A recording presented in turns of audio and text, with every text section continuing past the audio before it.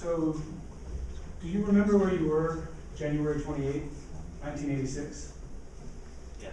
I got a feeling most of you do. It may take a little bit to jog your memory. I do. Specifically, I was in the 8th grade, dating myself here a little bit. I'd been on a class trip here to Cape Canaveral just the week before. We actually took a bus ride out by Launchpad 39B here, where the Challenger launched a week later on January 28, 1986. 39 seconds after liftoff, complete catastrophe. 7 lives lost. Some people would argue defined a generation as much as JFK's assassination did before that. Truly an American tragedy on a lot of levels. And after this horrific event, there were a lot of questions, there were a lot of answers. I think one extremely sobering point that this fellow, Edward Tufte, brings to light is in this book, Envisioning Information. So in this book, he takes a look at data that was presented the very morning of the Challenger disaster. That morning, there had been some concern by the engineers within NASA that the O-rings in the fuel lines would fail at certain temperatures. Right? So this is actually the overhead slides that they presented that morning. So in these slides, you should see not only the reason that the Challenger exploded, but you should also see a clear warning not to launch the Challenger at all. Do you see it? I don't. And neither did the folks at NASA. What this is it's the previous 24 shuttle launches. It's showing O-ring failures at various temperatures.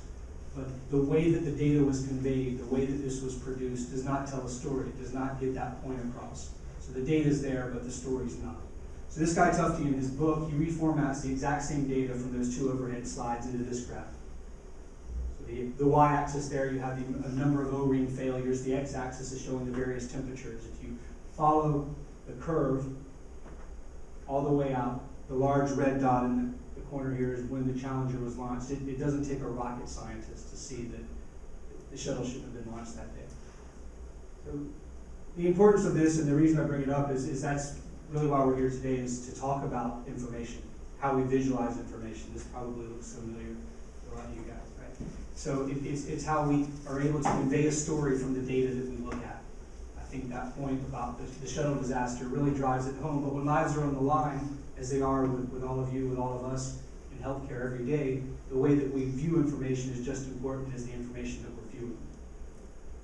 And that's what we're here to talk about. This is Cerner's Millennium. This is what you're going to see today. This is our answer for the electronic medical record. We're going to take a deep dive into this today. I saw the videos last week after y'all's Moonshot program was released. Christine and I watched the videos, read a lot of the press releases. It's really an amazing endeavor that you all are up against here. We're really fortunate and honored to be here talking with you all today. You know, I'm hoping that in the near future, conversations like this will be heard around your institution. Maybe not just like this, but perhaps along those same lines. You know, cancer itself is not funny. Right? It affects people's lives, families, children's, moms, dads. It's personal. I'm certain of that. I know all of you get it. I want you to know that I get it as well. This is my mom, cancer survivor. This was taken a year ago.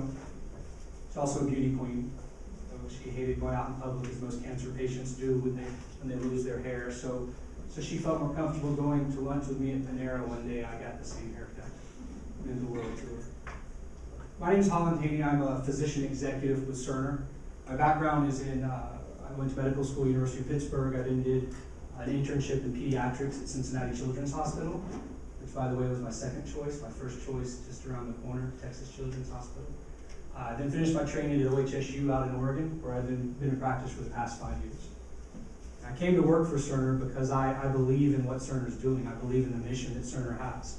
I drank the Kool-Aid. Right? I believe that in computers, in healthcare IT, we will find a faster, smarter, and easy way to practice medicine. So I'm joined today by Christina Stecklein. Christina is a registered nurse as well as a solution consultant. Good morning. I am Christina.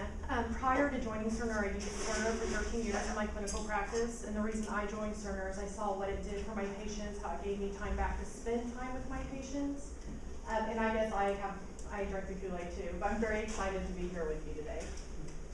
So we're going to take you on a tour today of, this may be the simplest slide I show you, but I think it truly is the nut of it, that we're balancing information constantly. These silos, whether it's in your clinics, your emergency department, or your inpatient setting. And what we're here to show you is how Cerner Millennium, our electronic medical record, will facilitate the flow of data, no matter the venue, no matter your role as a provider, that you'll have access to the same information. Heads up may be a bit different, maybe providing workflows or information that's relevant to your particular specialty, but the information's all the same. It's all there and it's all available real time. Okay? So we're going to take you through a tour here. I want to start out